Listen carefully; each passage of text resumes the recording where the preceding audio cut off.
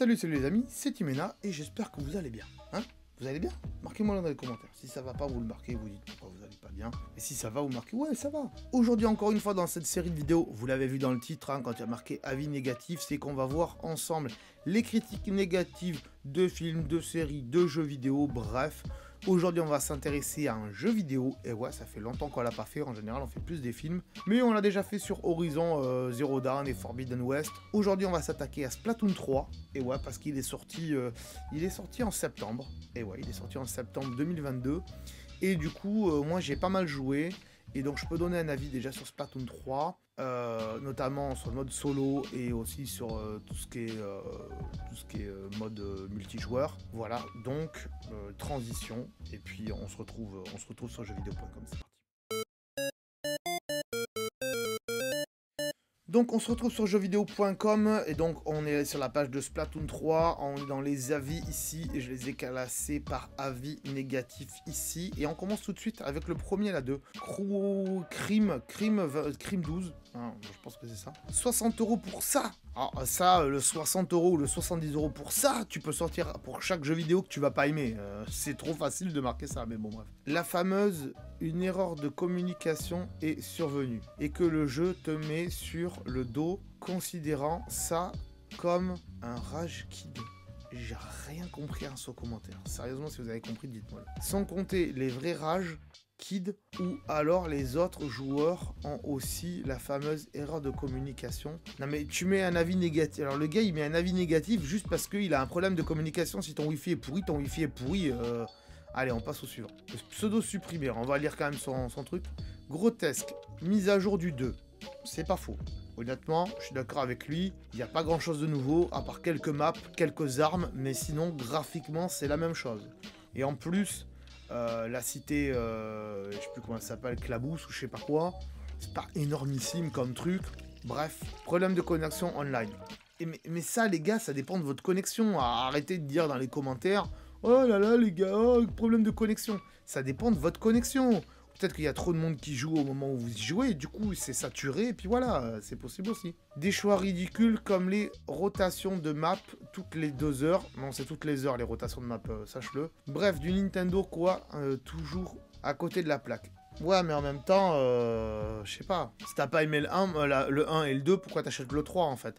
Le 3, en effet, il est là pour les fans qui ont bien aimé le 1, le 2, voire le 2, et qui se disent, bah, je vais acheter le 3 parce que c'est top. Moi, je trouve que le concept de Splatoon en lui-même, et j'ai mis une petite référence aujourd'hui à Splatoon pour ceux qui connaissent, je trouve que le concept de Splatoon 3 en termes de jeu multijoueur, c'est extraordinaire. C'est-à-dire que pour gagner, c'est celui qui peint le plus sa map de sa couleur, c'est le top comme concept. Et après, de se dire que c'est des calamars qui nagent dans la peinture et tout, alors on est encore plus alambiqué, et c'est parfait. Donc, voilà. Après, c'est vrai que c'est une mise à jour du 2, on est bien d'accord. Mais en tout cas, le mode solo est un peu mieux quand même, mais j'y reviendrai après. Donc lui, il nous met une note de 0, mais il dit « Le jeu est trop bien, mode histoire, Salmon Run, match versus, tout est bien. » Alors, mode histoire, c'est pas trop mal. Salmon Run, c'est mieux que ce qu'on avait avant, parce que moi, j'y jouais pas. Là, maintenant, j'ai tendance à y jouer parce que c'est pas mal. Match versus... Donc c'est 4 contre 4, il dit que c'est bien aussi. Moi je trouve le mode versus un peu plus dur que dans le 2. C'est qu'un avis personnel. Mais après il nous marque, à part un truc, je me suis fait déconnecter 5 fois à cause des serveurs qui plantent. Encore une fois, moi aussi je me suis fait déconnecter plusieurs fois. Et alors, c'est comme ça. C'est pas parce que... On peut pas dire qu'un jeu est mauvais parce que tu t'es fait déconnecter. Ça vient des serveurs, ça vient pas du jeu. Et il a pris 15 à 30 minutes de ban. Alors ça ouais par contre, si t'as une mauvaise connexion... C'est dommage que, du coup, ils te bannissent parce que tu as une mauvaise connexion. Ah bah tu peux plus jouer parce que tu as une mauvaise connexion. Donc ceux qui ont une mauvaise connexion, ils peuvent plus jouer pendant 15 à 30 minutes. Ça c'est vrai, hein. Moi je l'ai eu ce message aussi où il disait oh là là, si votre connexion elle est encore instable, on va vous bannir pendant quelques temps. Donc si tu reviens et que tu te refais ban, voilà. Moi ça m'arrive quand la Switch, j'y joue dans la chambre et que la box est de l'autre côté de la maison, bah j'ai une mauvaise connexion donc je peux plus jouer dans la chambre en fait, je suis obligé de jouer dans le salon à côté de la box parce que sinon j'ai une mauvaise connexion. Ça je suis d'accord. Ça, ok. Se faire bannir pour une mauvaise connexion, c'est un peu dommage. Mais en même temps, ils se disent, on peut pas faire vraiment du 4 contre 4 si le mec, il est pas stable. Donc c'est compréhensible. Donc il a raison de marquer, c'est inacceptable de bannir alors que ce n'est pas de notre faute de joueur, mais peut-être la faute des serveurs ou de la connexion, en effet. J'aime bien parce qu'il marque PS, je ne viens pas de ma connexion 50 MO constante. Je pense que c'est suffisant. Non, 50 MO, c'est pas suffisant. Je pense qu'il faut de la fibre, en fait, pour jouer à Splatoon 3. Je pense qu'il faut de la fibre. Ouais. Alors, on pouvait jouer quand on n'avait pas la fibre, hein, avec du... Voilà. Mais c'est mieux, je pense. Bon, là aussi, il dit que le jeu est vraiment bien, mais que c'était les serveurs qui posaient problème. Erreur de serveur, 20 sur 20 sur leurs arguments. Mais j'aime bien le jeu, mais il ne vaut pas 60 €, surtout pour une légère mise à jour du 2, on est bien d'accord.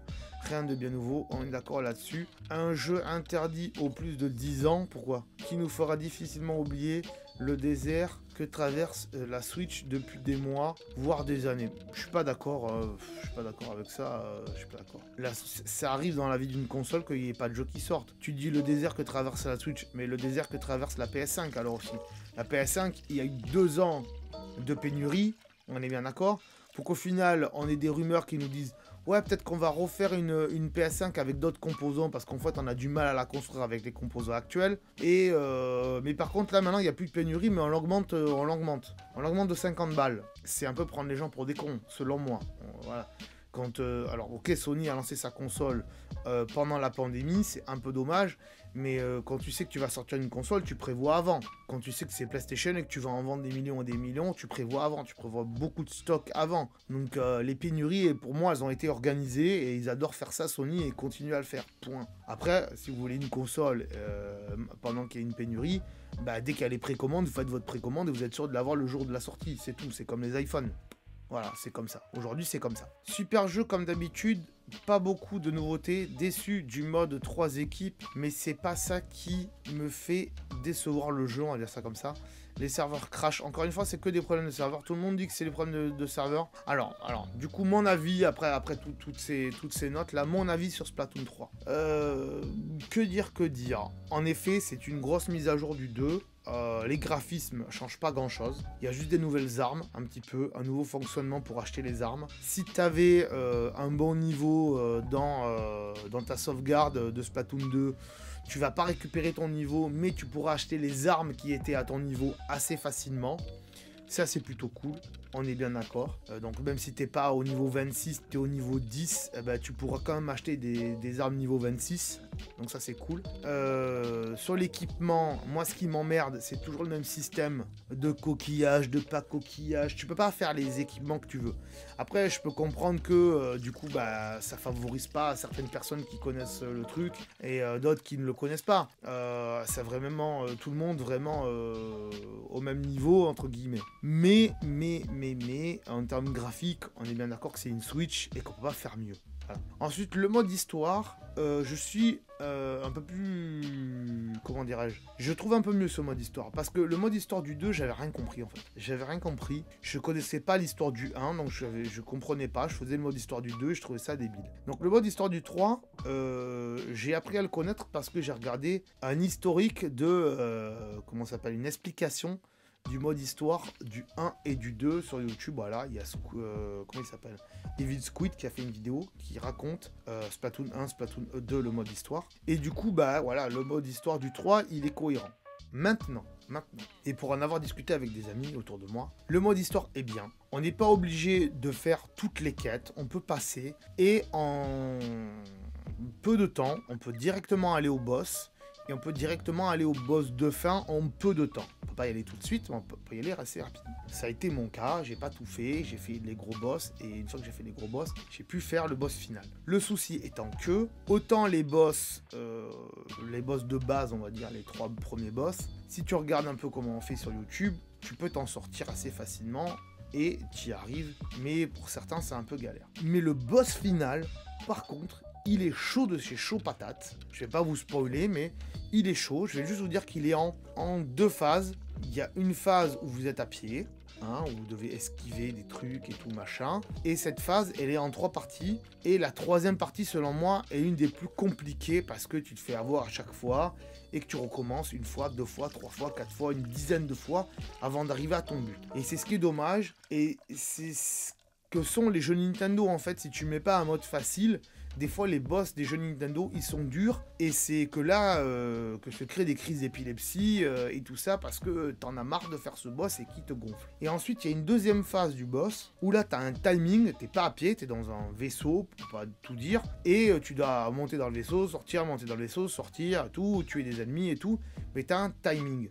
T'as un timing et si tu respectes pas son timing, ben c'est fini pour toi en fait. Et ça c'est un peu dommage parce que le timing est pas assez large en fait. Et du coup moi, je vous jure, j'étais à ça de finir le boss. À ça de le finir le boss. Et j'étais vraiment à la dernière action à faire pour dire j'ai gagné le jeu en fait. Hop, le temps s'est écoulé et voilà, j'ai perdu. Voilà, donc c'est dommage. C'est mal foutu. Et en plus, du coup, si tu dois aller dormir ou si tu as un rendez-vous, quoi que ce soit, si tu éteins ta console ou si tu la laisses pas en veille, ben en fait, le boss, en fait, avant de le faire, déjà, il faut faire des petites étapes de jeu.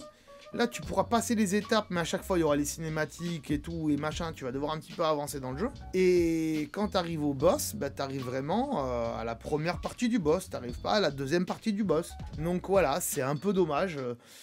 On est en 2022, on a des sauvegardes partout, des sauvegardes intelligentes, des ci, des ça, ok, on peut mettre la console en veille, mais je trouve ça dommage de se dire on est obligé de recommencer tout le boss, parce que bah, on a voulu éteindre la console parce qu'on pouvait pas faire autrement. Voilà, donc je suis déçu sur ça de Splatoon 3, et je suis déçu sur le mode multi où les modes versus à 3 équipes, en fait, on les a pas tout le temps, on les a que quand il y a des festivals.